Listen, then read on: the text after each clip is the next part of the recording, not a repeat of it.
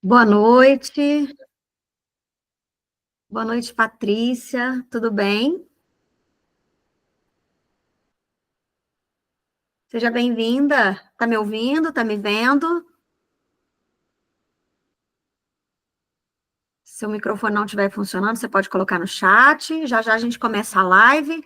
Eu sempre espero um pouquinho o pessoal ir chegando, tá? Enquanto isso, se você quiser me responder, tô vendo aqui que é psicóloga, né? Se você já trabalha na área de gestão de pessoas, se já trabalha com empresas, isso é importante para o conteúdo que a gente vai falar hoje, que tem a ver com essa ideia de saúde mental e felicidade corporativa, como que isso se respalda também na adesão das equipes, né, no maior engajamento das equipes, dos times. Então, seja muito bem-vinda.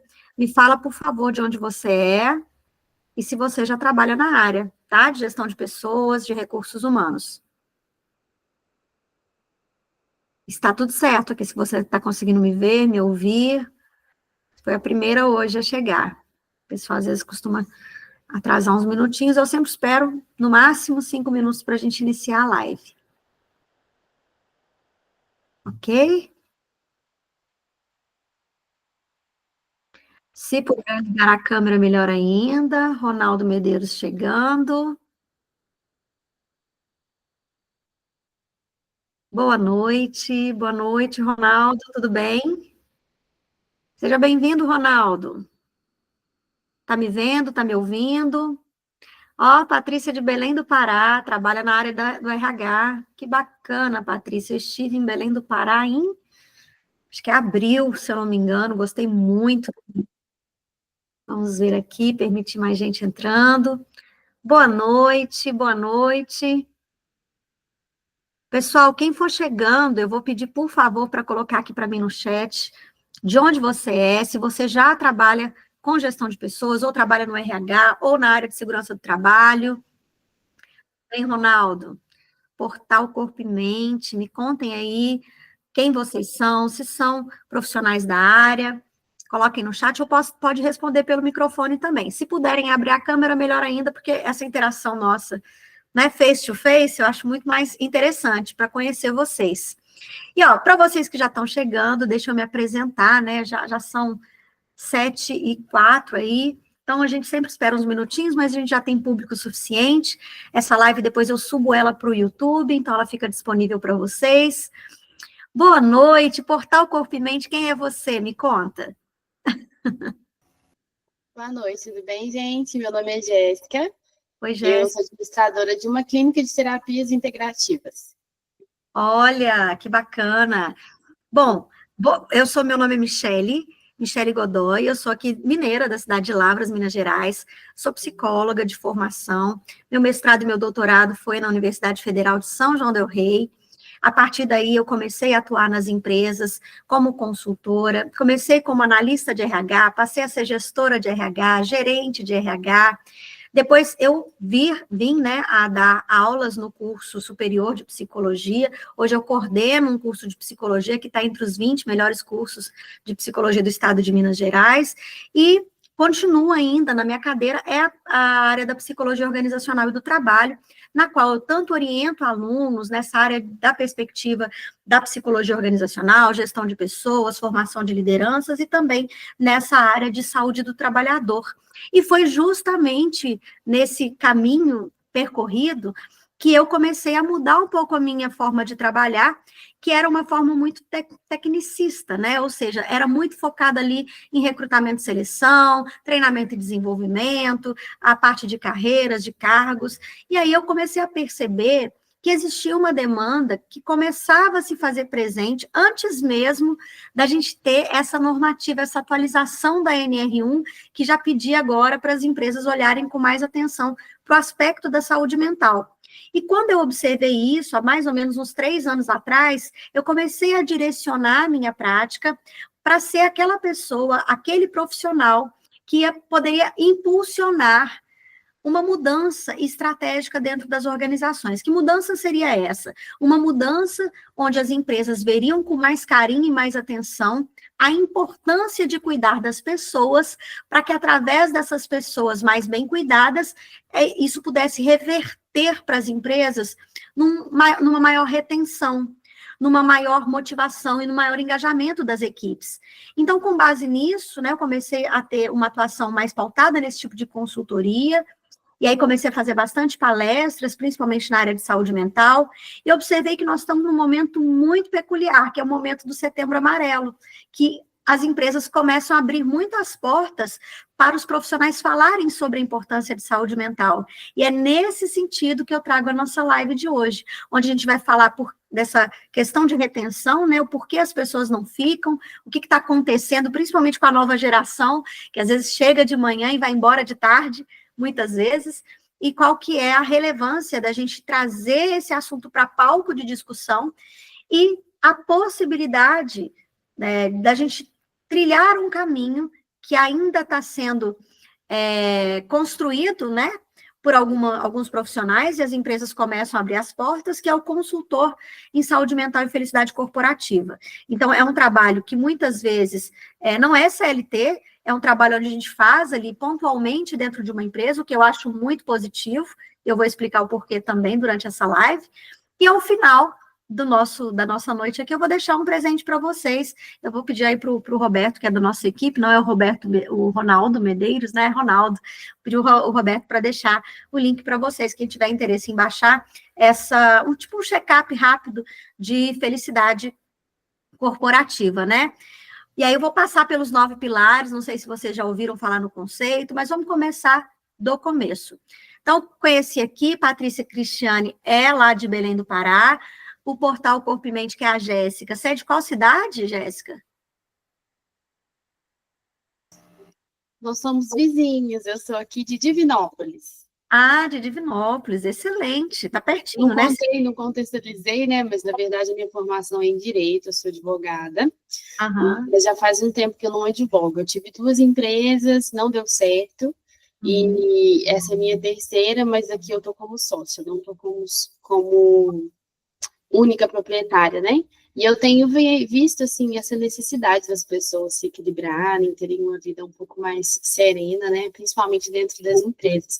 E como que a gente também pode auxiliar esses colaboradores a se sentirem melhor e ter até mais produtividade. Exatamente. E agora, eu acho que você, como profissional do direito, você pode pegar pela lei, né? É uma lei, é uma exigência que até 2026, e ali a perspectiva acho que 25 de maio de 2026, as empresas já precisam se adequar para né, as atualizações da ANR, que não é novidade, a ANR já existe desde a década de 70, a ANR1, mas essas atualizações pedem aí um olhar mais atento para as questões dos riscos psicossociais e, consequentemente, para a questão da saúde mental. Então, Divinópolis está aqui pertinho, né? Quem sabe um dia a gente se encontra para poder trocar aí figurinhas, mas é muito bacana, então seja muito bem-vinda, viu, Jéssica? E que bom que vocês abriram a câmera, gente, estou feliz. Patrícia, me conta de você um pouquinho. Oi, boa noite, Michele, todo mundo. Estão me ouvindo? Tô sim, estamos ouvindo. Eu sou psicóloga, já sou formada há mais de 20 anos, né? E sempre trabalhei na área de RH. Eu atuo na clínica também, né? Mas trabalho na área de RH há muito tempo. Ah, que bacana. E aí, na área de RH, você sente muita resistência? Porque é outro ponto também para a gente falar, né? Sobre a questão de saúde mental. Como é que é? Assim, atualmente, já tem 3 anos que eu trabalho em consultoria e trabalho somente com recrutamento e seleção, né?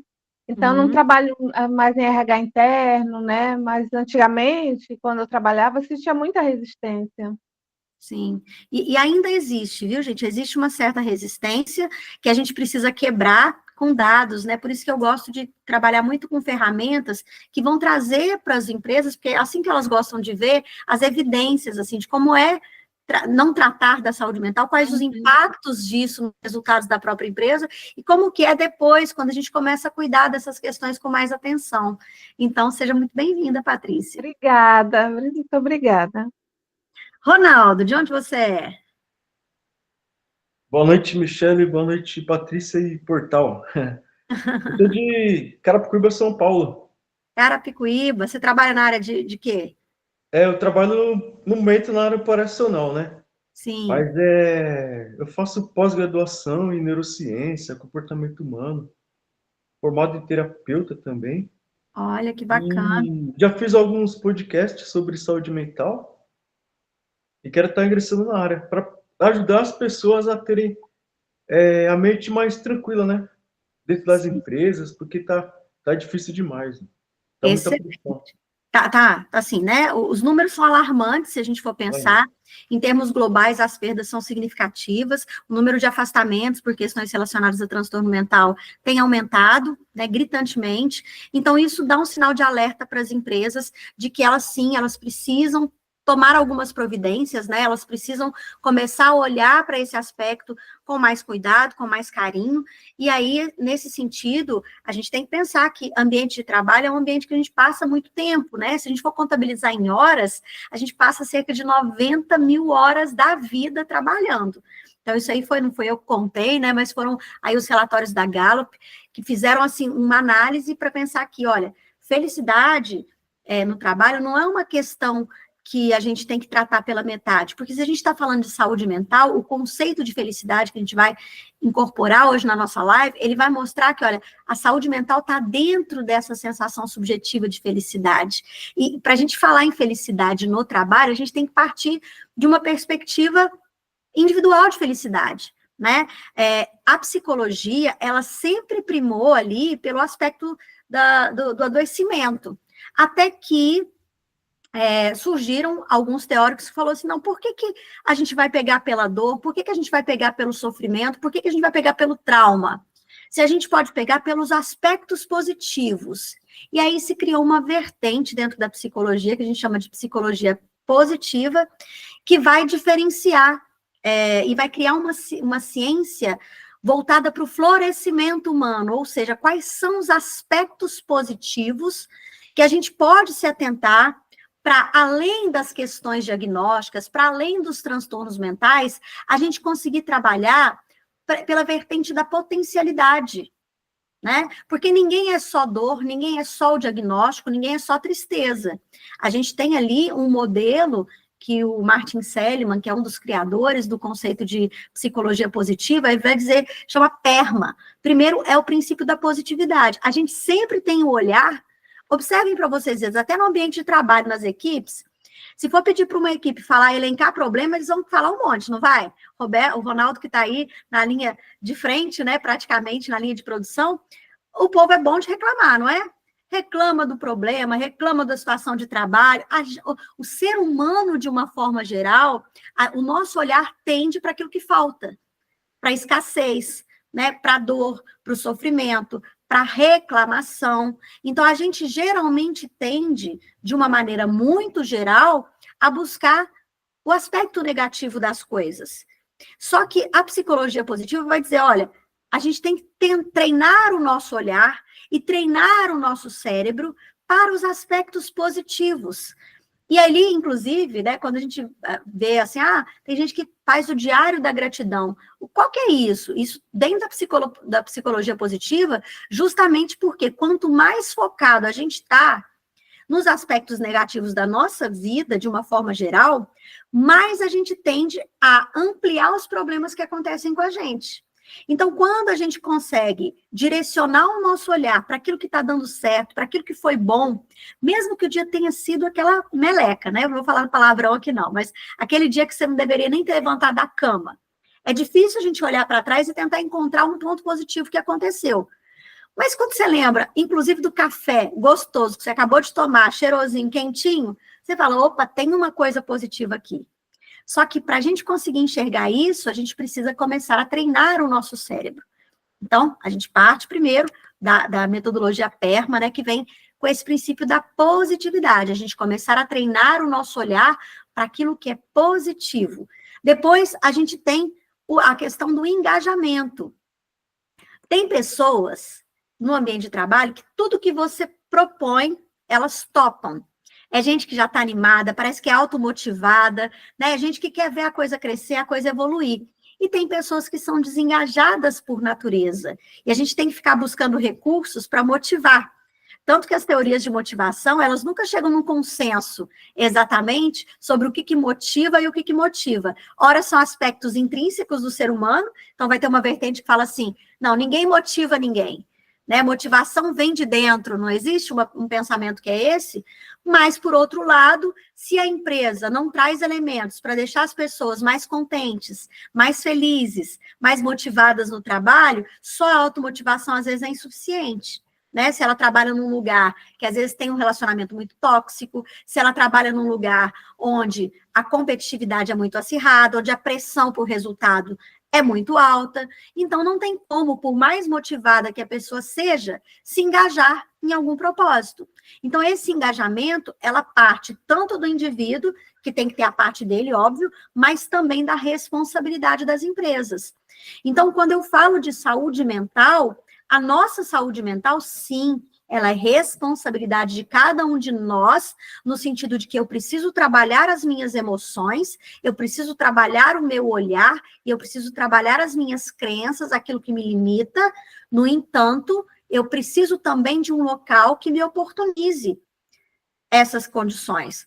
Porque a gente sabe muito bem que no caso de uma depressão, uma pessoa depressiva, a gente pode ter um aspecto genético, porque tem uma base genética para depressão, mas se essa pessoa que já tem uma base genética, uma predisposição para depressão, ela vai cair num ambiente que é um ambiente ruim por natureza, um ambiente de trabalho adoecedor, automaticamente ela tende a potencializar essa depressão dela. Então, sim, as empresas são responsáveis, né, por aqueles indivíduos que ela tem ali sob seus muros, né, sob o seu corpo de trabalhadores. Então, a gente tem a questão do engajamento, e aí, obviamente, a gente tem as relações positivas. Como é que a gente constrói relações positivas no ambiente de trabalho? Criando um ambiente psicologicamente seguro. Foi, inclusive, tema da nossa live passada, que, se vocês quiserem, depois está lá no meu YouTube, @doutora Michele Godoy, tem uma live que vai falar sobre cultura organizacional, tem uma live que vai falar sobre essa relação que as pessoas podem desenvolver no ambiente de trabalho, que é um relacionamento num ambiente psicologicamente seguro. É quando eu crio, enquanto liderança, um espaço e um local onde as pessoas podem dialogar sem medo de represária. Eu vejo muito que tem empresas que a pessoa simplesmente tem medo de responder uma pesquisa de clima, porque ela tem medo de quem vai ler essa pesquisa, do que ela vai responder na pesquisa, como que ela será avaliada, né? E isso é uma insegurança psicológica.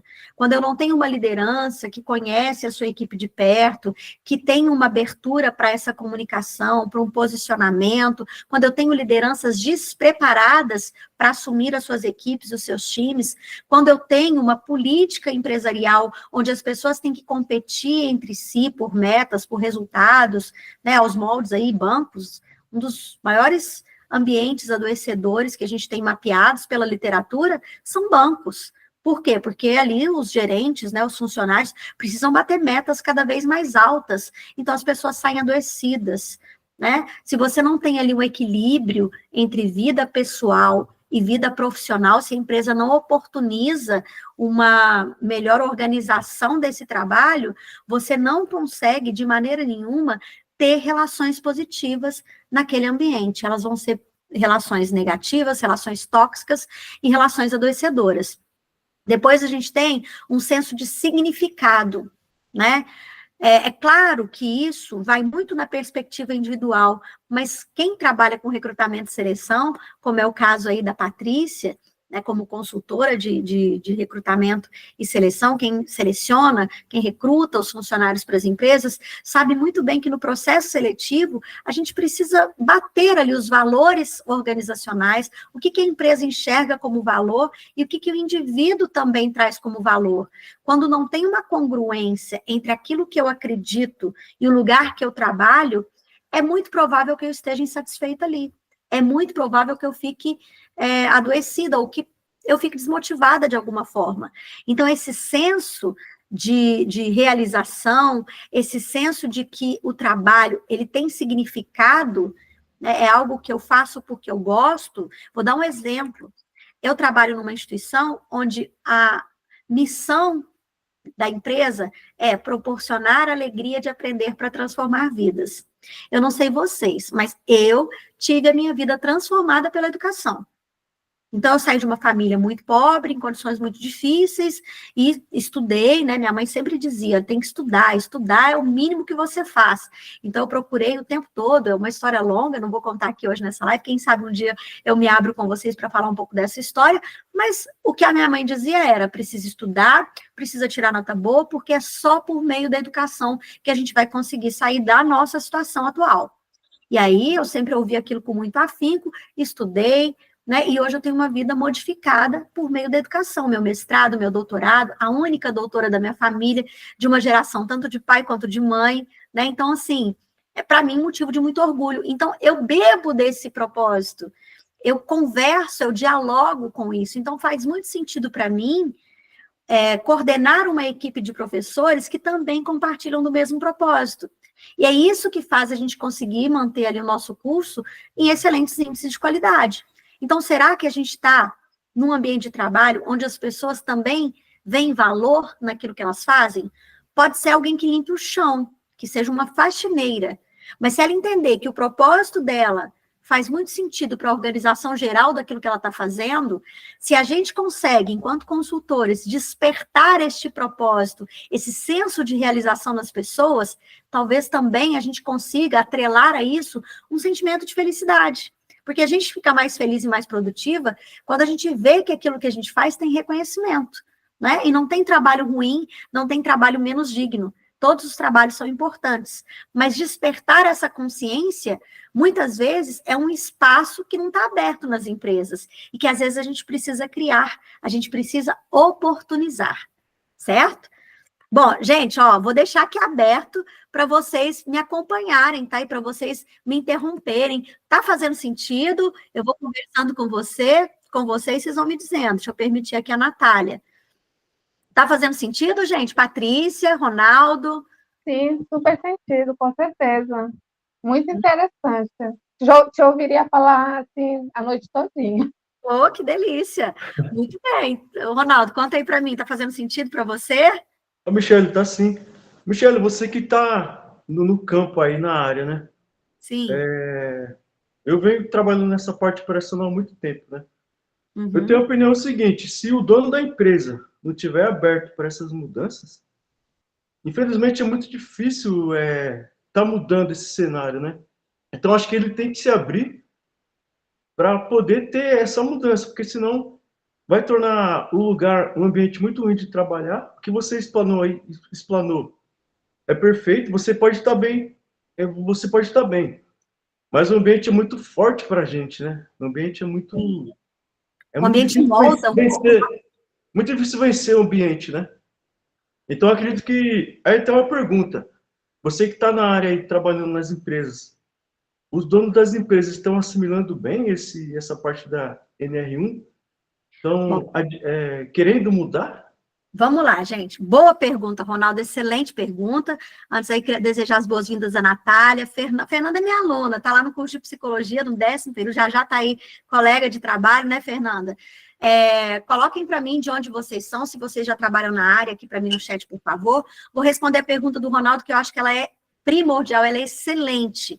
Porque, olha, eu vou confessar para vocês, a gente não pode aqui romantizar a NR1 e achar que todo mundo, olha que maravilha, vamos abrir as portas das empresas para a questão da saúde mental, vamos promover a saúde mental dos colaboradores, porque é lindo, porque a NR1 está aí. Não, a gente não tem essa abertura muito de cara, por isso que a gente tem que preparar, enquanto profissionais, nós temos a Natália de Varginha, enfermeira do trabalho, gerente do SESMIT, excelente. Então, nós estamos tudo dentro do mesmo ambiente aqui, todo mundo interessado na questão de saúde mental e felicidade corporativa.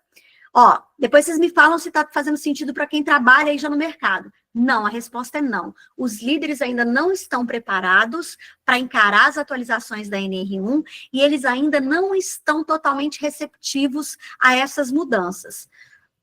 Porém, no mais, entretanto, eles percebem que essa é uma necessidade, que eles vão precisar se adequar. Então, vai depender muito do tipo de profissional que vai trazer para esses diretores, gestores, CEOs de empresa, as primeiras informações relevantes a esse aspecto de saúde mental. Por quê? Porque, a depender do profissional, se ele chega lá né, falando coisas que todo mundo já sabe, trazendo mais do mesmo, falando óbvio, que é importante saúde mental, sem embasamento técnico, sem trazer dados, sem trazer evidências, você não vai conseguir mudar realidade nenhuma, e muito pelo contrário, você vai fazer o gestor, o CEO, o dono de uma empresa criar birra dessa questão de saúde mental, porque é isso que eles já têm o seu nariz meio torto para isso. Mas aí o que a gente faz? A gente começa avaliando o ambiente, certo? Então, ao longo das nossas masterclass, ao longo dos nossos encontros aqui, eu vou disponibilizando aos poucos alguns instrumentos para que vocês tenham fundamentação. E essa fundamentação a gente cria tanto em escalas, em instrumentos quantificáveis, quanto também na parte subjetiva. A gente pode criar alguns grupos focais, a gente pode ter alguns momentos de entrevista, onde a gente vai levantar dos funcionários aquilo que não está funcionando bem. E como é que a gente leva esses resultados para os gestores de empresa? A gente não vai chegar dizendo, olha, fulano falou isso ou falou aquilo, fulano está insatisfeito, fulano está doente. Não. A gente vai, por exemplo, fazer uma pesquisa de cultura, e a gente vai avaliar a cultura. Olha, aqui nessa empresa, a gente já tem identificado que não é uma cultura muito aberta à saúde mental. Quando a gente vai avaliar lá o número de afastamentos por saúde mental, ou seja, você vai pegar o número de atestados de pessoas que estão adoecendo com burnout, com estresse, com ansiedade, né? Você vai ter um outro indicador. E ali a gente vai juntando evidências. Para quê? Para colocar em resultados gráficos, onde a gente mostra numa apresentação para a diretoria os custos de não cuidar da saúde mental. Olha, a Jéssica precisa sair. Ok, Jéssica, depois você acompanha lá. E aí, o que acontece? Você levanta esses dados, você mostra esses indicadores e você já começa a ter ali uma abertura, ainda pequena. E aí sim, você começa a trazer intervenções. Hoje eu vou estar despertando a consciência em vocês. Ao longo dos nossos encontros, inclusive no nosso mini curso que a gente vai ter no dia 24, aqui também gratuito, então vocês podem participar, né? Entra lá me segue no meu Instagram, @doutora Michele Godoy também, a gente vai estar, as lives são de 1 hora, não dá para falar de tudo, então a gente vai trazendo alguns pontos importantes para vocês evidenciarem. Hoje vocês vão ouvir falar sobre felicidade no trabalho, de onde isso vem, quais são os aspectos, quais são os domínios desse campo de intervenção, né, e como é que a gente pode objetivamente trabalhar algumas políticas ali dentro. Então, para além disso, a gente pode avaliar a cultura, a gente pode avaliar o clima, a gente pode avaliar aspectos que estão relacionados à NR1, como, por exemplo, o número como é que a empresa lida com a diversidade, né? O número de mulheres e homens no ambiente de trabalho, como é que a empresa lida com a questão de assédio moral dentro da empresa, existe alguma política para isso? Não existe? Dá para passar batido por isso? Não dá, por quê? Porque a NR1 vai pedir para avaliar, a NR1 vai pedir para levantar, para monitorar esses dados, como é que está? E a gente vai precisar, né, levar isso para as empresas, fazer um diagnóstico, para depois a gente traçar planos de intervenção. E as empresas vão ter que fazer isso desde o seu gestor até o chão de fábrica. Então, os gestores, eles vão ser obrigados a ter que ouvir. Eles vão ser obrigados a participar, né? De uma forma ou de outra, isso vai ser uma necessidade. E cabe a quem? Cabe aos líderes, informais ou formais dentro de uma empresa, mesmo que não seja do RH, mas cabe ao RH, cabe ao SESMIT, cabe ali à segurança do trabalho, cabe aos psicólogos, aos consultores, levantar essa problemática. Alguém precisa ser capaz de ser a mola mestra e impulsionadora dessa mudança dentro dessas empresas. Então, se você já trabalha e a sua CIPA, né, não está preocupada com isso, se o RH não está preocupado com isso, se o SESMIT não está preocupado com isso, leva ao conhecimento dessas pessoas que isso é uma realidade que precisa ser pensada a partir de agora, né? E aproveita que agora é Setembro Amarelo para começar a introduzir essas temáticas, para começar a falar sobre saúde mental, para começar a falar sobre felicidade corporativa nos ambientes de trabalho.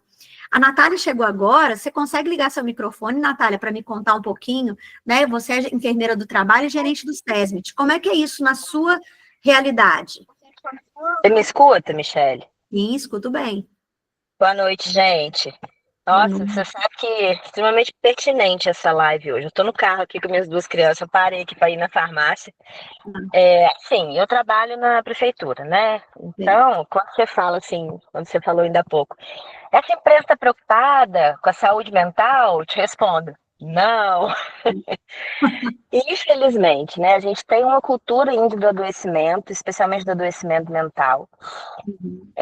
Aqui na nossa prefeitura, em Varginha, é uma realidade chocante, assim, especialmente na Secretaria Municipal de Educação, Olha, onde nós tivemos, do ano passado para cá, nós tivemos um crescimento entre janeiro e junho de mais de 60% nos afastamentos por CDF. Nós já olha. tivemos dentro da Secretaria de Educação, só esse ano, 2 casos de burnout diagnosticados, que vem fazendo acompanhamento com afastamento e tudo mais. Então, assim, Uhum. o que eu sinto falta, sabe, Michele, é de algo relacionado aí também à NR1, relacionado à questão de abordagem do burnout, para o serviço público. Porque o que eu tenho visto, né, até porque vai ser começado a cobrar primeiro, é no Uhum. setor privado. Sim. Ainda não se fala disso no setor público, mas a gente sabe que assim como veio o e-social, daqui a pouco também vem, né, as cobranças aí do levantamento dos fatores de risco, das ações, né, em cima disso. Então eu tenho seguido bastante assim essa questão, né, das apresentações, dos estudos, como que está esse movimento, e eu digo para vocês, gente, o setor público vai sofrer, porque vai ter que fazer tudo a toque de caixa, não vai dar conta, vai ser cobrado, vai colocar o pessoal que trabalha na ponta, diretamente com esses servidores adoecidos, para ralar e adoecer também, infelizmente. Olha que realidade, né? Obrigada pelo seu depoimento, Natália. Eu acho que é fundamental.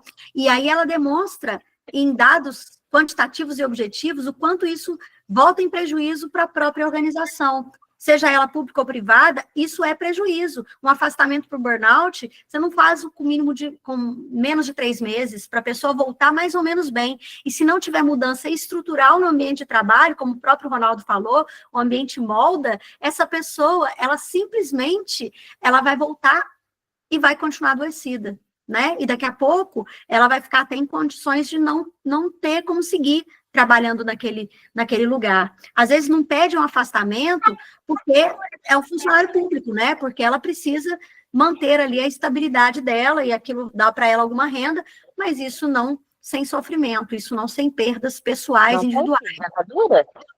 Elisa, tem do coração. Eu vou pedir aqui para a Natália, vou ver se eu consigo mutar não consigo mutar o microfone. Ela mutou o microfone dela. Aí. Bom, gente, Desculpa, então. Michele, perdão. Não, foi nada, tá tudo certo. Mas olha, tá vendo? Então, os gastos com custos de afastamento de colaboradores e perda de produtividade, globalmente, chega a US$1 trilhão em questões relacionadas à saúde mental. E como a própria Natália colocou aqui, ambiente público, né, é um ambiente que demora mais para tomar as medidas em relação a qualquer coisa, mas quando chegar a 2026, eles também vão ter que entregar. E para além de mapear a questão dos riscos psicossociais, é como é que vocês vão lidar com esses riscos psicossociais a partir de então? Porque mapear é o primeiro passo, né? É levantar qual é a problemática que existe ali. Então, isso vai estar claro e vai estar evidente. Mas como mudar a cultura para uma cultura de saúde mental parte principalmente de profissionais capazes de fomentar essa ideia naquele ambiente de trabalho. E eu digo, de início, não vai ser rápido e não vai ser fácil, mas a gente precisa estar preparado. Então, que bom que vocês estão aqui, já abertos para essa perspectiva, porque vocês já estão à frente de muitos outros profissionais que sequer estão cogitando essa possibilidade. As pessoas estão adoecendo? Ok, mas enquanto não é comigo, deixa para lá. Mas a gente que está ali na linha de frente, né, das ações de SESMIT, a gente que está ali na linha de frente do RH, a gente que é um líder de um setor, a gente que vê os colegas adoecidos, a gente precisa, às vezes, ser aquela pessoa que quer ver a mudança no mundo, seja você essa mudança. Então, seja você a pessoa que vai ser aquela pessoa que vai estar cutucando ali a gestão, as lideranças, mostrando a importância de se mudar esse contexto, de se mudar esse ambiente de trabalho. Então, se a gente for pensar pelos indicadores dos últimos... como é que eu posso dizer, dos últimos diagnósticos levantados, né, das últimas análises, a Harvard Business Review, por exemplo, em 2019, ela fez uma pesquisa e ela identificou que quando os colaboradores eles estão mais felizes, eles estão com a saúde mental em dia, isso significa 31% mais produtividade e 55% mais criatividade. As pessoas ficam mais engajadas no ambiente de trabalho. Ou seja, se felicidade é importante para a nossa vida no aspecto geral, todo mundo não quer ser feliz, imagina então no ambiente de trabalho, onde a gente passa quase metade do nosso tempo ali consciente, onde a gente passa a maior parte do nosso tempo ali interagindo com as pessoas, não dá para ser um ambiente ruim, não dá para ser um lugar onde a gente simplesmente vai deixar as coisas acontecerem. Né? As pessoas, elas precisam sim de maior engajamento, elas precisam sim de um maior cuidado quando, principalmente, elas começam a manifestar adoecimento por burnout, adoecimento por depressão, adoecimento ali por ansiedade,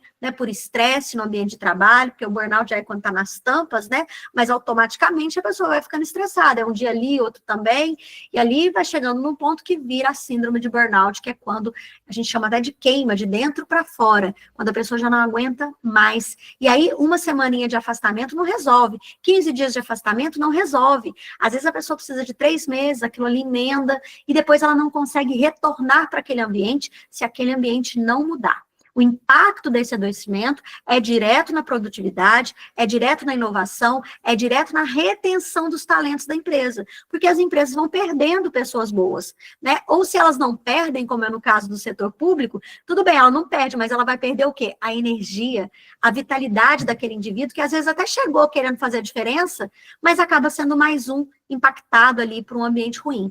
Então, gente, a gente precisa entender que a gente consegue, aos poucos, demonstrar para as lideranças a importância disso. A partir do momento que todos os líderes também são seres humanos, e a partir do momento que a gente consegue demonstrar o quanto felicidade é importante para a vida de uma forma geral, a gente vai buscar, nas referências internacionais, algo que possa nos munir, né, como se fosse armas mesmo, nos munir para que a gente consiga cada vez ser mais assertivo nesse diálogo. Então, eu trago um conceito que surgiu no Butão, né, que é um pequeno país lá no Himalaia, na década de 70, que é o conceito de FIB.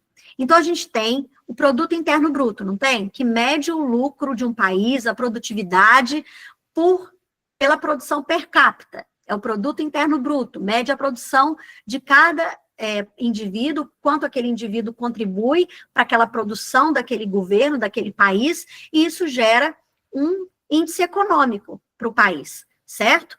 Mas aí eles criaram, então, falaram, olha, de nada adianta a gente ter um país rico, um país desenvolvido, em detrimento às custas do indivíduo, às custas do adoecimento das pessoas. Então, por que não a gente também medir o FIB, que seria a felicidade interna bruta? Ou seja, o progresso, ele só seria verdadeiro se ele também fosse humano e fosse social.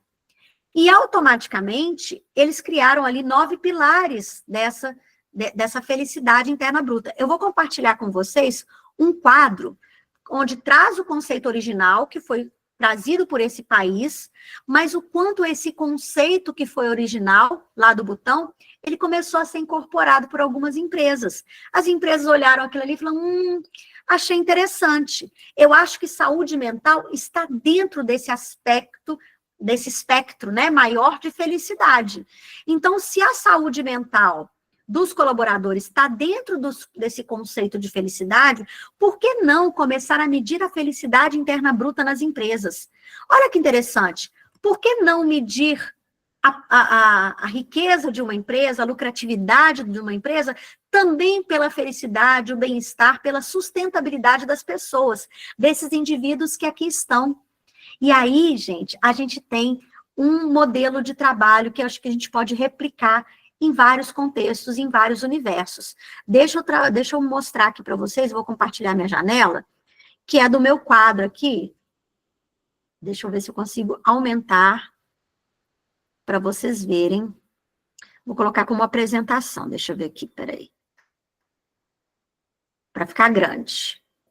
Deixa eu ocultar aqui. Vocês estão vendo, gente? Fala para mim, porque quando eu transmito aqui, eu não consigo ver vocês. Alguém fala para mim se está conseguindo enxergar o quadro. Eu estou conseguindo. Beleza, então vamos lá. Quais seriam os 9 pilares da felicidade interna bruta nas empresas? Primeiro de tudo, que tem tudo a ver com a NR1, é o bem-estar psicológico. Qual que seria essa dimensão do bem-estar psicológico? A satisfação do indivíduo. A sensação de estar satisfeito dentro de um determinado contexto. A relação dessa pessoa com a espiritualidade, independente de religião, não estou falando aqui de religião especificamente, mas também a perspectiva otimista ou de positividade que esse indivíduo tem para com a vida. Então, dentro das empresas, como é que a gente poderia aplicar esse conceito de bem-estar psicológico? A partir do momento em que as empresas conseguem criar programas de saúde mental, um acolhimento emocional, trabalhar as lideranças para que elas tenham uma escuta mais individualizada, uma escuta mais empática, uma liderança mais servidora, né? Criar ali naquele ambiente de trabalho uma cultura de mais propósito, de mais reconhecimento, é trabalhar a mentalidade daqueles colaboradores para esse princípio, né? Então, essa cultura do bem-estar psicológico pode ser aplicada nas empresas a partir desses tipos de ações, tá? E aí, lá no minicurso, eu vou explicar mais sobre isso. No pilar saúde, aí eu já estou falando de saúde no aspecto físico, né? E também no aspecto mental, porque uma vez que, às vezes, a gente não está com a saúde física em dia, o mental vai para as cucuias. Da mesma forma, né? O contrário também é verdadeiro. Se a gente não tiver com a cabeça boa, lembra lá? Mente sã, corpo sã? Corpo são é um pouco isso. Então, o aspecto da saúde em termos governamentais, as questões voltadas à nutrição, se tem, né, se as pessoas ali estão todas bem alimentadas, se tem uma atividade física regular, ou se tem acesso a, né, a um bom médico, ao SUS, como a gente vê, né, isso no ambiente do país, governamental. Nas empresas, o que as empresas podem promover em relação à saúde? Ela tem ali um convênio com o plano de saúde, ela faz campanha de bem-estar na empresa, trabalha as questões ergonômicas ali no ambiente de trabalho, ela tem pausas ativas, principalmente dependendo do grau de risco da sua empresa, né?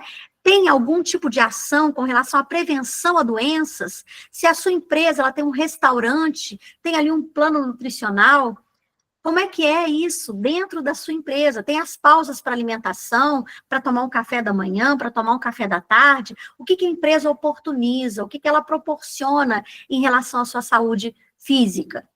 Ok? Depois, o aspecto da educação. No plano governamental, escolaridade, aprendizado contínuo, né? As crianças têm acesso a, né, a formação, a sua escolaridade. E nas empresas? Nas empresas, as empresas também precisam proporcionar o desenvolvimento dos seus colaboradores. Ninguém pode entrar num ambiente de trabalho e sair do mesmo jeito. Ali a gente chama até de sistema aberto.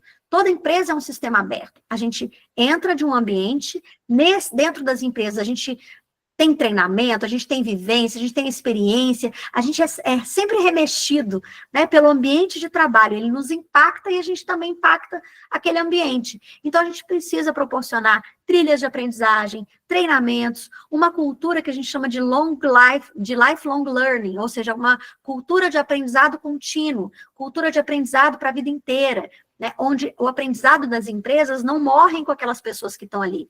Aquela informação é passada para outras, as pessoas aprendem juntas e aprendem também nas suas questões individuais. E ali a gente tem a inclusão digital, mesmo o funcionário mais antigo ter acesso, né, às inovações, à tecnologia. Então, a gente pode ter, inclusive algumas empresas já têm, uma universidade corporativa, onde as pessoas podem aprender e se desenvolver ali. Depois, o uso do tempo. Em ambiente governamental, o equilíbrio vida-trabalho, tempo para lazer. Nas empresas, será que a minha empresa pode pensar numa jornada flexível, no home office, por exemplo, numa política de desconexão, em espaços de descompressão, respeita as suas férias, respeita ali as pausas, ou você sai de férias, você está ali cheio de informação, as pessoas estão te mandando, né, coisas, perguntando coisas, você não tem sossego. Você sai de casa, você sai do trabalho, leva o celular e seu WhatsApp continua tocando o tempo todo. Então, quais são as políticas de uso de tempo? Será que a empresa respeita, não respeita? Então, é um ponto para a gente considerar.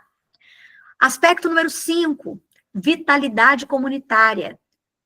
Numa questão mais governamental, seria essa confiança social, redes de apoio, solidariedade. E nas empresas, será que existe ali uma cultura colaborativa? Ou será que é um querendo cortar o pescoço do outro? Né? Será que é algo muito competitivo? Então, assim, a gente tem que olhar isso.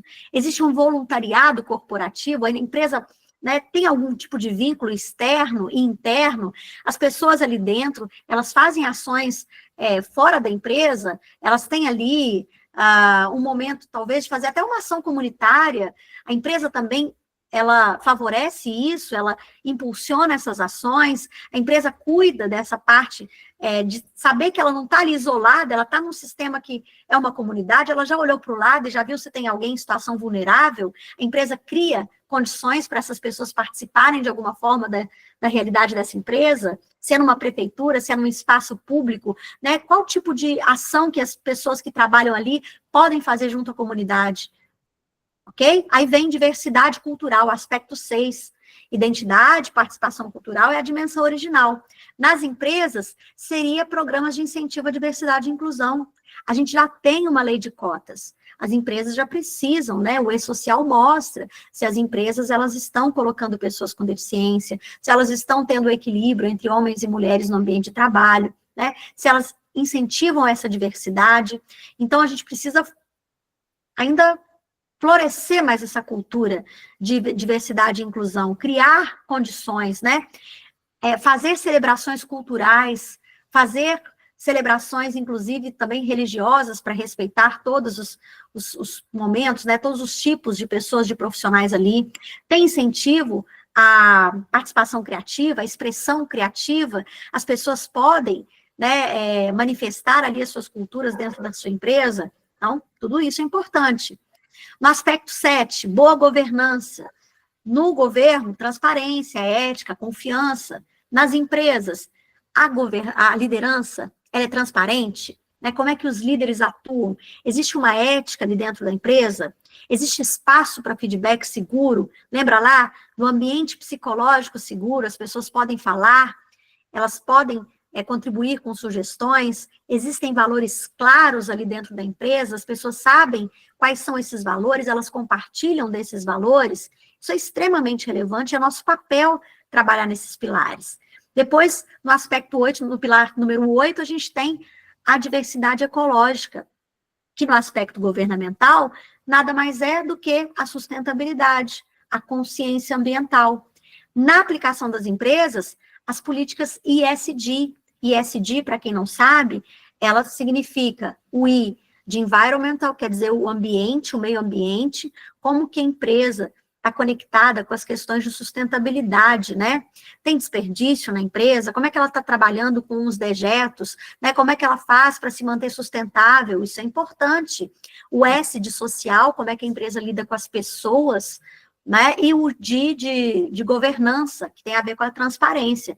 Então, no caso da diversidade ecológica, redução de desperdício, energia limpa, políticas sustentáveis dentro da própria empresa, e, por fim, padrão de vida, que no aspecto governamental tem a ver com renda, tem a ver com segurança financeira, tem a ver com moradia, e dentro das empresas, será que a empresa está pagando salários justos, de acordo com o mercado? Tem lá benefícios sólidos, tem previdência, né, tem oportunidades de crescimento, como que a empresa está lidando com tudo isso?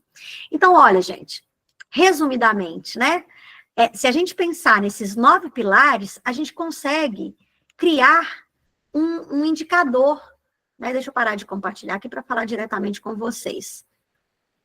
Cadê? Deixa eu ver. Parar a apresentação.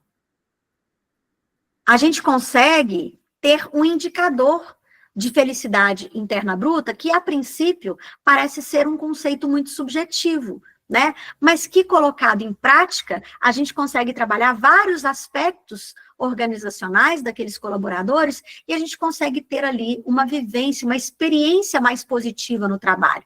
Se eu pudesse definir felicidade interna bruta, eu definiria como microexperiências positivas ao longo da nossa jornada de trabalho. E isso ultrapassa as questões diárias. Elas têm uma ação longitudinal, ela é a curto, médio e longo prazo. Pensa se você trabalhar num ambiente que te oportuniza aqueles 9 fatores, aqueles 9 elementos ali, de maneira 100% efetiva. Você não vai estar feliz, gente? Né? Você não vai estar bem disposto? Você não vai estar interessado em trabalhar ali? As pessoas, muitas vezes, elas não ficam retidas por questões salariais. Elas ficam naquele ambiente onde elas têm oportunidade, naquele ambiente que, além de fazer sentido para elas, também desperta nelas o melhor que elas podem ser. Então, quando eu convido vocês para pensarem um pouco mais no aspecto da felicidade interna bruta, eu estou pensando em como é que a gente pode desmembrar esses 9 pilares em ações efetivas, né, para a gente criar ali uma cultura de felicidade interna. A NR1, ela vai pedir para a gente analisar os riscos psicossociais. Isso significa que, dentre as possibilidades de risco, que é um indicativo de perigo de que as pessoas adoeçam, a gente cuide do ambiente, para que esse ambiente não implique em risco para a saúde mental. Então, se eu cuido da segurança psicológica, se eu cuido daqueles 9 pilares, o risco de adoecimento, ele é bem menor, certo? Então, eu queria ouvir de vocês, se está fazendo, agora se vocês compreenderam, se tem alguma dúvida sobre isso, se está fazendo sentido, agora que vocês entendem, conhecem, já tinham ouvido falar de FIB antes? Vocês já tinham ouvido falar nesse conceito? Me contem. Eu não conhecia esse conceito. Não conhecia, né? Não. Então, mas você acha que é possível de ser aplicado, Patrícia? Acho sim. Acho que a gente encontra muita resistência, né, por parte das lideranças, mas eu acho possível sim. Eu acho que quando a gente traz, né, esses elementos bem discriminados e possibilidades de ação em cada um deles, mas antes de agir sobre cada um desses pontos, é importante que a gente sempre trabalhe com ações diagnósticas, ou seja, eu preciso fazer, inicialmente, uma leitura do ambiente. Eu preciso analisar com critério cada um daqueles 9 pilares. Primeiro, partir de um ponto inicial. Eu não posso simplesmente trazer uma perspectiva de intervenção, ou eu vou trabalhar esse aspecto aqui, sem ter como base como que a minha empresa está hoje. Então, eu preciso fazer uma análise inicial de quais são em cada um daqueles aspectos, né, em cada uma daquelas dimensões, das 9 dimensões da felicidade interna bruta, eu preciso saber como é que a minha empresa está hoje no aspecto, por exemplo, de bem-estar psicológico. É uma empresa que cuida ou que não cuida? De 0 a 10, quanto que a gente está de olho nesse aspecto aqui, nesse pilar da felicidade interna bruta? Porque só sabendo isso é que eu vou saber o que eu vou ter que fazer depois disso. Certo? Então, assim, não mexe, aqui não tem nada, não tem abertura, não tem consciência, a liderança não é favorável a isso. Então, opa, peraí, vamos pegar esse pilar, primeiro ponto, trabalhar a conscientização das lideranças, né? Entendendo delas o que para elas é felicidade interna bruta, o que para elas é um bem-estar psicológico, porque ninguém vai dizer para você, nenhuma liderança vai dizer para você que acha desnecessário que as pessoas estejam saudáveis ali, no ambiente de trabalho, né? Isso seria um contrassenso. Então, a gente tem que pegar, primeiro, pela evidência óbvia. Então, assim, o que é bem-estar psicológico para você? Você acha que isso é importante? Para começo de conversa. Mas qual que é a sua resistência? O que acontece que você acha que não é favorável a isso aqui dentro? Ou por que você acha que é impossível de mudar a nossa cultura em relação a isso? E aí a gente começa a mostrar que é possível, às vezes, fazer pequenas mudanças, sem, inclusive, ter muitos investimentos em relação a isso. Aqui, na verdade, eu acho que a gente precisa, em primeiro lugar, trabalhar a conscientização dessas lideranças, para que sim, e aí o Ronaldo tem toda a razão quando ele fala, a gente precisa ganhar as lideranças, a gente precisa trazer as lideranças para perto da gente. elas precisam ser convencidas de que felicidade interna bruta é uma política estratégica dentro das empresas, dentro das organizações de trabalho. Que pensar em felicidade interna bruta, em desenvolver a felicidade interna bruta, reverte em benefícios. Que prefeitura, por exemplo, e no caso, né, da Natália, que trabalha numa empresa pública, que prefeitura não quer os seus colaboradores felizes? O quão é bom para a imagem de uma administração que aquele setor, aquela área, a área da educação, dentro de Varginha, lá que é o município de Minas Gerais, lá em Varginha, todos os colaboradores da área da educação trabalham bem, trabalham felizes, trabalham motivados. Por quê? Porque a gente pensou nesses 9 aspectos, a gente conseguiu trabalhar dentro dessas perspectivas, a gente conseguiu mostrar que a gente pode, sim, mudar essa realidade, vir até um estudo de caso, né, vir até uma referência para outras cidades, tanto maiores quanto menores. Então, assim, existe um movimento, né? Existe uma tendência das pessoas a enxergarem que, olha, do jeito que está, não dá para continuar. Os líderes não são burros, eles estão vendo que se não cuidarem desse aspecto, eles vão começar não só a perder talentos, mas vão começar a não ter gente entrando. Eu costumo dizer que a gente está aí com uma geração que não se satisfaz com o ambiente de trabalho ruim. Que a gente está aí de cara com uma geração que está muito antenada com as questões individuais de saúde mental. E a gente tende, né, principalmente quem é da minha geração, eu sou da década de 80, a gente tende muito a falar o seguinte, que, olha, essa galera não quer nada, esse povo não quer saber de trabalho, esse povo é muito mole, não é isso que a gente ouve demais? Mas será que não é a gente que tem que mudar a forma de se trabalhar, a forma de se considerar esses ambientes de trabalho? Porque não vai sobrar gente. Daqui a pouco, nós não vamos ter a nova geração querendo trabalhar em lugar nenhum que seja ruim. Então, a gente precisa cuidar desses espaços de trabalho para que cada vez mais a gente consiga mudar esses ambientes, para que a gente consiga atrair essa geração mais nova. Não é que elas são incompetentes, não é que são pessoas ruins de trabalho, elas simplesmente não aceitam, elas simplesmente não se submetem, né? E aí a gente vai ter um problema que é uma lacuna de bons trabalhadores aí nesses espaços de trabalho. Então, eu digo para vocês, né, que quase ninguém não tinha ouvido falar em FIB, em felicidade interna bruta. No exterior, isso já é um conceito muito trabalhado, inclusive em alguns países mais desenvolvidos. No Brasil, se vocês derem um Google aí, vocês vão encontrar que, inclusive, dentro do site do governo brasileiro, já existe, né, algo falando sobre felicidade interna bruta. Algumas grandes empresas já estão começando a despertar atenção e trabalhando esses conceitos dentro das suas realidades, mas ainda é uma novidade. Então, sai na frente as empresas que conseguirem implementar esse olhar. Existe hoje uma normativa, né, uma lei de saúde mental nas empresas, onde, se elas conseguirem trabalhar esses aspectos da NR1, que ao longo das nossas lives a gente vai chegar lá também, a gente vai falar sobre isso, e se ela conseguir aumentar, né, esses indicadores de satisfação, felicidade, saúde mental dentro do ambiente de trabalho, ela pode ganhar um certificado de empresa promotora de saúde mental.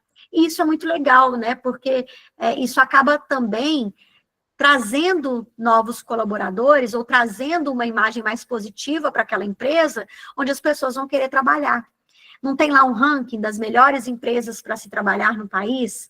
Se a gente conseguir criar um ranking das empresas mais felizes no Brasil, das empresas onde as pessoas são mais felizes, das empresas onde as pessoas podem desempenhar o melhor do seu potencial, a gente deixa de ser apenas um idealizador para ser pessoas que vão colocar a mão na massa e vão fazer isso acontecer na prática, né? Nós vamos fazer isso acontecer na prática.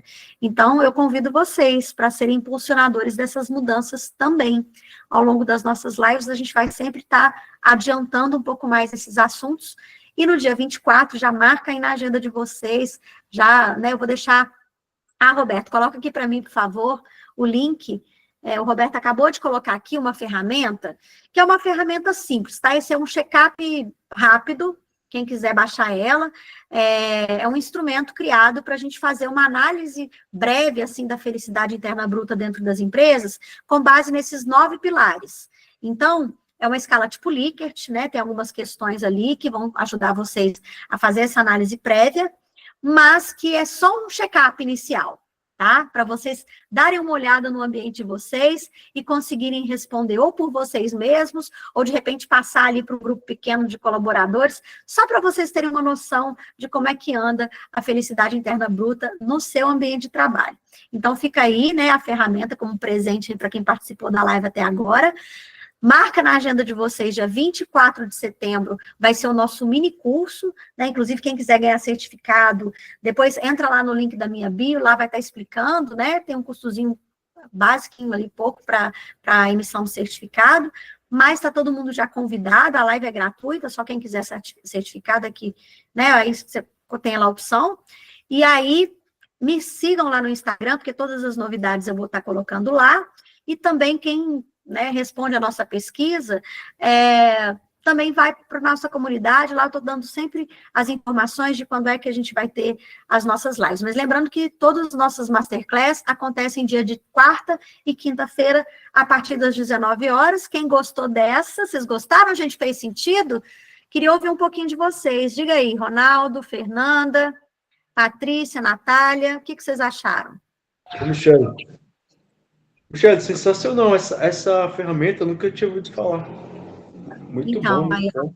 Essa ferramenta é uma ferramenta desenvolvida por mim através dos estudos de psicologia positiva, né? Depois eu vou trazer mais informações para vocês e que vocês podem fazer um check-upzinho rápido sobre isso. Mas fez sentido então, Ronaldo? Michele, fez sim. A minha esperança é o quê? Como está muito alarmante aí, acho que ano passado, quase 500 mil de pessoas afastadas, né? Depressão, ansiedade. Uhum. Então, eu acho que está abrindo um pouquinho a mente dos líderes, né? Dos donos das empresas. Então, eles vão ter que assimilar isso, não tem jeito. Sim, não tem jeito, não tem jeito. É um caminho sem volta, gente. Ou é isso, ou é você começar a perder talentos. Aí não vai ter mais ninguém na empresa, igual você falou, né? Exatamente, Mas exatamente. parabéns pelo trabalho, muito bom. Obrigada, obrigada mesmo. Natália, diga aí. Fez sentido? Oi, Michele. Nossa, foi bom demais. Eu acho que a gente, como o Ronaldo está falando, né? As empresas vão ter que se adequar, felizes ou não com isso, vão ter que se adequar em transformar os ambientes de trabalho dos seus colaboradores, no nosso caso aqui, né, dos servidores públicos, um ambiente, eu vou dizer, né, da experiência de 16 anos de prefeitura, um ambiente minimamente saudável, né, para começar, e já vai ter um ganho. Não estou falando nem do ambiente happy, estou falando de um ambiente minimamente saudável. E a gente vai enfrentar, sim, muitos desafios, mas vai ser muito bom, né, vai ser muito bom mesmo, e a gente já vai crescendo com isso também, aprendendo, né, dessa norma que já existia e que agora vem crescendo, né.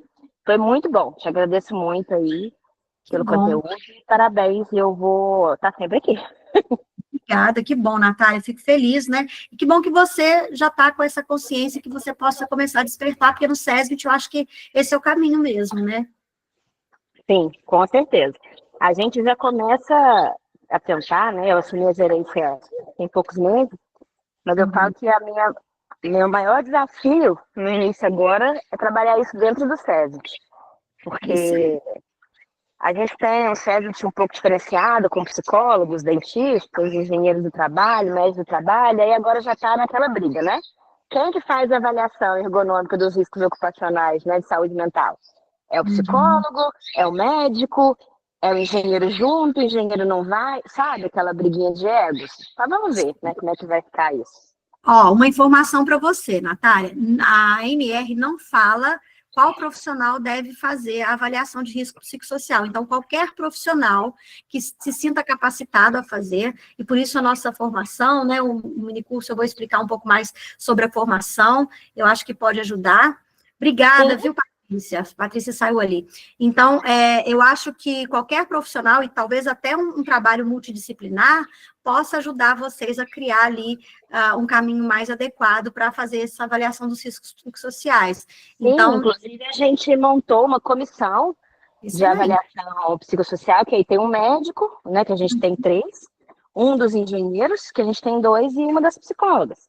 Só que a briga deles é assim, né? O psicólogo fala que é eles que têm que fazer a avaliação, aí o médico fala que não, que é o médico, porque é o médico que vai dar o diagnóstico, o psiquiatra assistente não pode dar o diagnóstico, e aí o engenheiro fala que se não tiver em concordância com o que está descrito lá no Memorial de Riscos do PGR, eles não podem definir como um risco, né, para adoecimento psicossocial. Então, assim, mas a gente ainda está crescendo com isso, né? Eu penso que nós vamos ter ainda bastante tempo para trabalhar isso.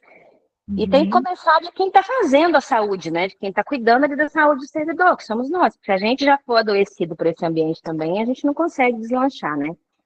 Exatamente, exatamente. Mas, assim, além da briga de ego, eu acho que precisa entrar num consenso de que não necessariamente tem a ver com diagnóstico de saúde mental, mas é o levantamento do quanto a empresa, num determinado setor, apresenta riscos relacionados a estresse, riscos relacionados a assédio moral, riscos relacionados, né, uma série de questões ali que envolvem o dia a dia, a rotina de trabalho. Então, é o ergonomista, é o médico, é o psicólogo, é o pessoal da segurança do trabalho, mas eu acho que é uma construção muito conjunta, né? Ganha mais quem faz uma construção conjunta. Com certeza, com certeza. Gente, muito obrigada. Eu vou precisar sair agora, porque eu cheguei em casa com os pequenos, tenho com sono aqui já. Tá certo, estamos finalizando. Obrigada pela participação. Obrigada, Ronaldo. Fernanda, tudo certo aí?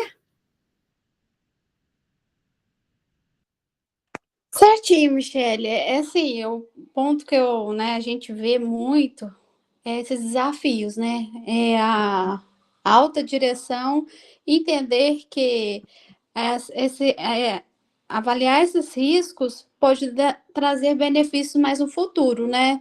Como a redução de custos com saúde, afastamento, aumentar a produtividade, fortalecer a própria cultura ali. E eu acho interessante, eu não sei se bem o caso, mas assim, tudo isso leva para um trabalho de inteligência emocional. Uma inteligência emocional que também, não sei se dentro da NR1 vai trabalhar isso.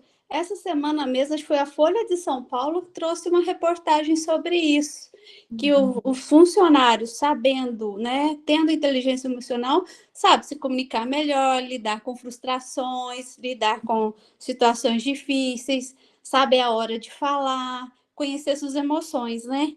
Então, assim, e essa semana trouxe essa reportagem.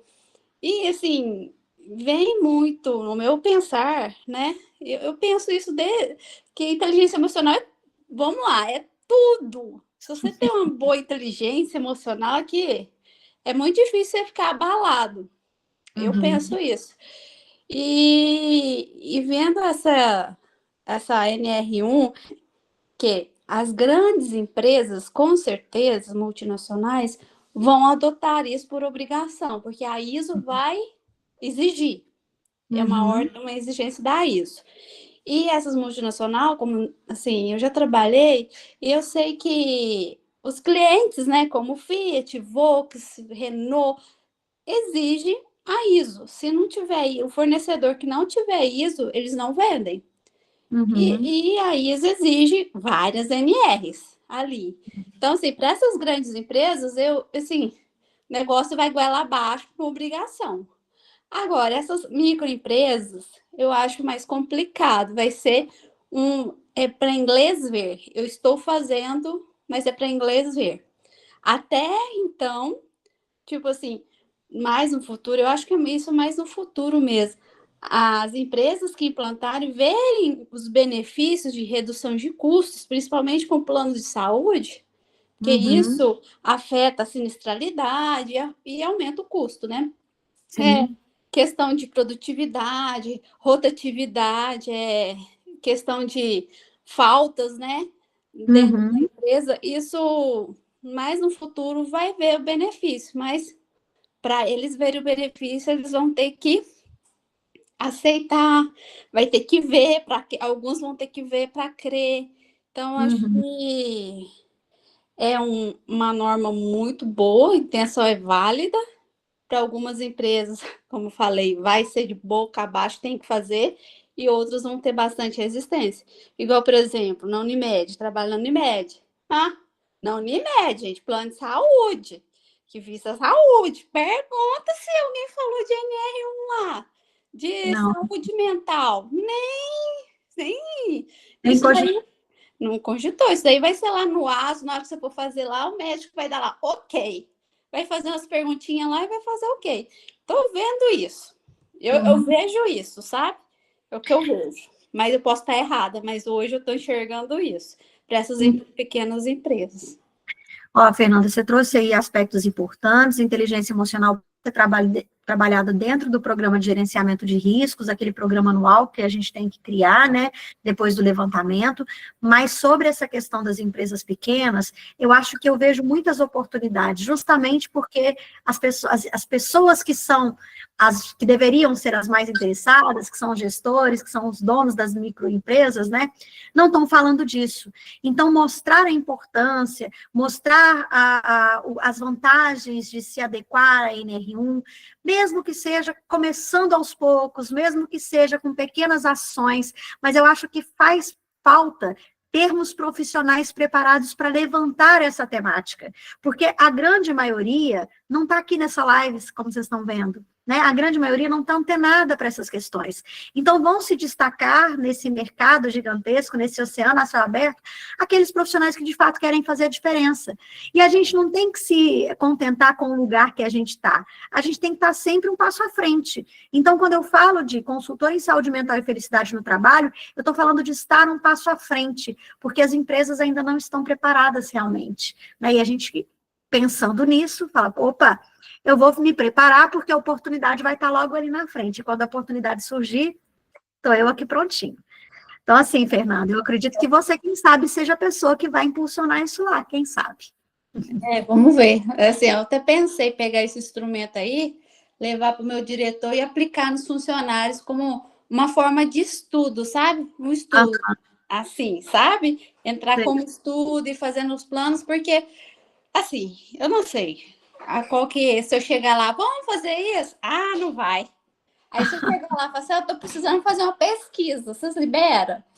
Aí talvez eu consiga, sabe? Mas assim, e mesmo assim, eu falo assim, você tá doida? Você tá com um monte de coisa para fazer, você quer fazer isso a mais? Eles vão falar isso, mas eu vou pensar. Pensa aí, pensa direitinho, mas eu acho que é possível sim, né? Seja por via de pesquisa, ou seja pelo caminho que você encontrar, mas eu acho que você não podia deixar passar essa oportunidade de tentar ali, né? Cutucando as pessoas para poder mostrar, olha, esse caminho é o caminho certo, e quem sabe se a gente seguir, a gente já que trabalha na área de saúde, a gente fomentar a saúde mental aqui, a gente começar a criar uma política de felicidade interna bruta, a gente, quem sabe, se destaca nesse mercado da saúde aqui na região, né? Eu acho que é um diferencial e faz super bem para as pessoas saberem que tem um local que incentiva isso, então você atrai novos talentos que querem trabalhar numa empresa assim, e você também traz uma imagem positiva para os clientes que forem usufruir aquele serviço, aquele produto.